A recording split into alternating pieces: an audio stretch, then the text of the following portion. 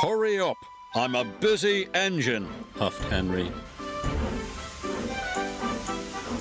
Goods arrive night and day at the docks. Sometimes Henry and the other engines work so hard that their axles ache. The fat controller brought in a new engine to help with the heavy workload. He was long and had 10 drive wheels. He looked very strong. This is Murdoch.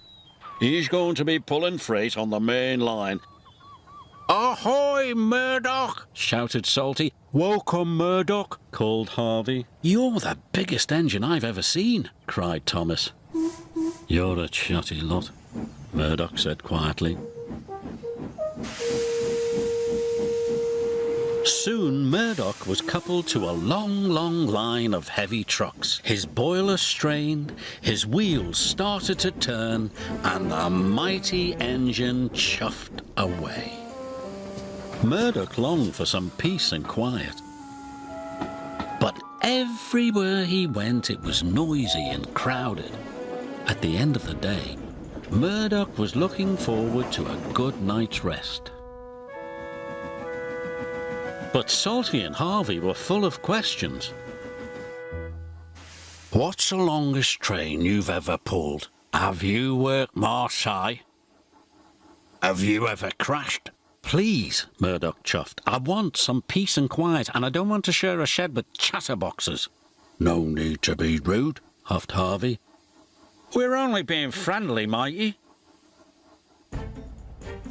The next morning, Murdoch collected another long, heavy train.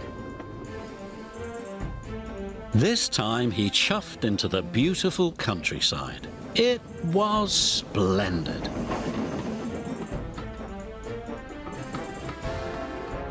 At last he had some peace and quiet.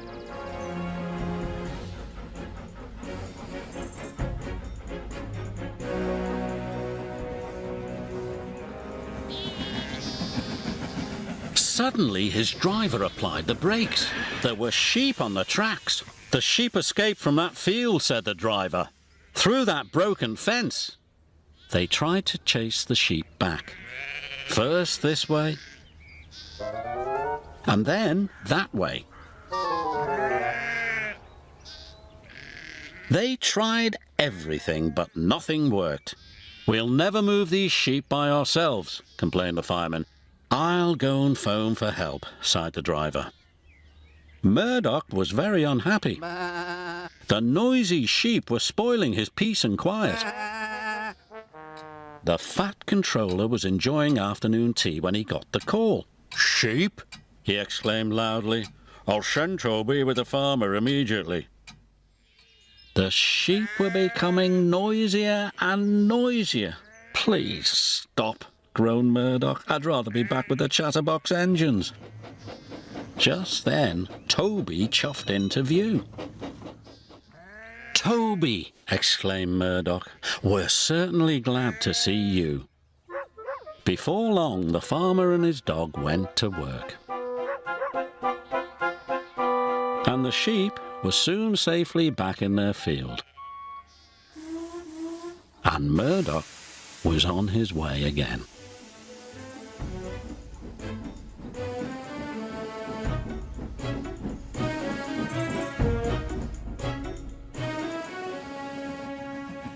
That evening, Murdoch parked between Harvey and Salty, but Murdoch spoke first.